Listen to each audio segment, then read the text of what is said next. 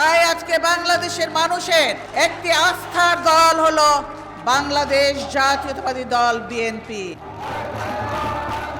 এই দলের হাতে এই দেশ নিরাপদ, এই দলের হাতে গণতন্ত্র নিরাপদ, এই দলের হাত দিয়ে দেশের মানুষের কল্যাণ হয়েছে, এই দলের হাতে বাংলাদেশ একটি আত্মমর্যাদাশীল দেশে পরিণত হয়েছে। গণতন্ত্র পুনরুদ্ধারে নেতৃত্ব, দল গঠনে দৃঢ় ভূমিকা, কঠিন রাজনৈতিক পরিস্থিতিতে লক্ষ্যে অবিচল অবস্থান ও দেশের প্রতি প্রবল মমতা। বাংলাদেশের আর সব রাজনীতিকদের থেকে বরাবরই স্বাতন্ত্র্যে রেখেছে বেগম খালেদা জিয়ার নাম।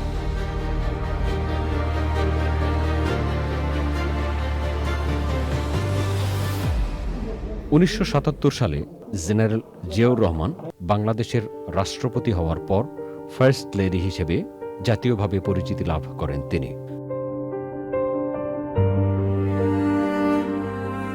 1981 সালে সামরিক অভ্যুত্থানে রাষ্ট্রপতি জিয়াউর রহমান শহীদ হলে রাজনীতিতে যোগ দেন বেগম খালেদা জিয়া। একসময় বিএনপি চেয়ারপারসনের দায়িত্ব গ্রহণ করেন। অনেকটা ছত্রভঙ্গ ও বিপর্যস্ত বিএনপিকে পুনর্গঠন ও সংগঠিত করতে অগ্রণী ভূমিকা রাখেন তিনি।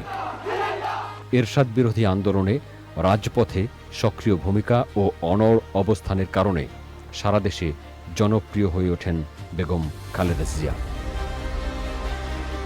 স্বৈরতন্ত্রের বিরুদ্ধে রাজপথে দীর্ঘ 9 বছরের সংগ্রামের মধ্য দিয়ে উঠে আসা বেগম খালেদা জিয়ার রাজনৈতিক জীবনের মূল ভিত্তি ছিল দৃঢ় মনোবল এবং অবিচল ও আপোষহীন নেতৃত্ব।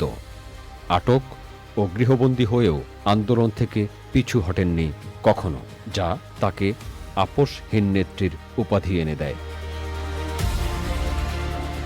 1990 সালে স্বৈরশাসনের পতনের পর 1991 সালে জাতীয় নির্বাচনে দলকে বিপুল সংখ্যাগরিষ্ঠতায় ক্ষমতায় নিয়ে যান তিনি।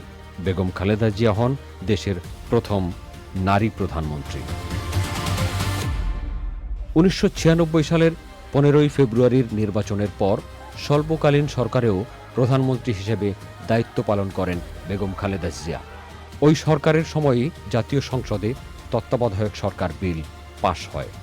1996 সালের 12 জুনের নির্বাচনে 116টি আসন লাভ করে বিএনপি এবং সেই সংসদে বিরোধী দলীয় নেতার দায়িত্ব পালন করেন তিনি।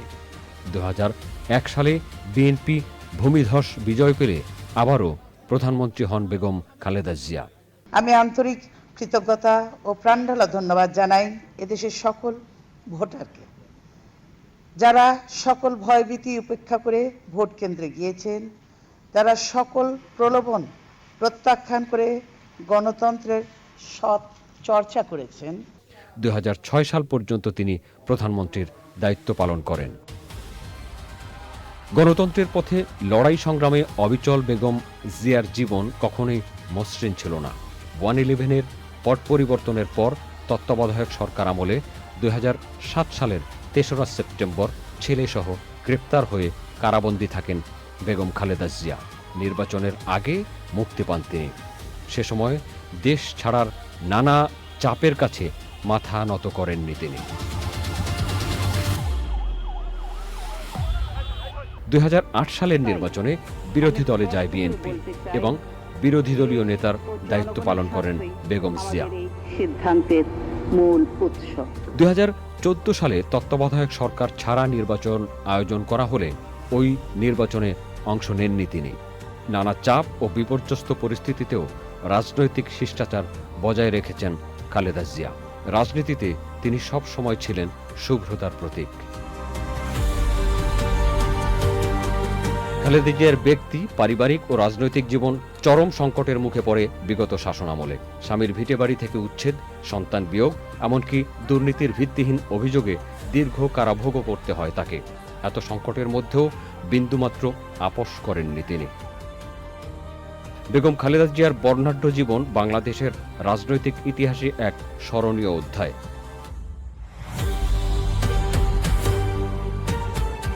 গণতন্ত্র ও জনগণের অধিকার রক্ষায় তাঁর দৃঢ়তা লাখো কর্মীর অনুপ্রেরণা। বাংলাদেশের প্রথম নারী প্রধানমন্ত্রী বেগম খালেদা জিয়ার বাবা ইস্কান্দার মজুমদার ছিলেন ব্যবসায়ী ও মা তৈয়বা মজুমদার ছিলেন গৃহিণী। মহিয়সী নারী খালেদা জিয়ার জন্ম দিনাজপুরে ১৯৪৫ সালের ১৫ই আগস্ট। শারীরিক অসুস্থতা নিয়েও সর্বশেষ ২০২৫ সালের ২১ নভেম্বর সশস্ত্র বাহিনী দিবসের অনুষ্ঠানে যোগ দেন তিনি, যেখানে আরও একবার সব দলের রাজনীতিবিদ সহ সর্বস্তরের মানুষের শ্রদ্ধা ভালোবাসায় সিক্ত হন খালেদা জিয়া। তারিকুল ইসলাম মাসুম, চ্যানেল আই, ঢাকা।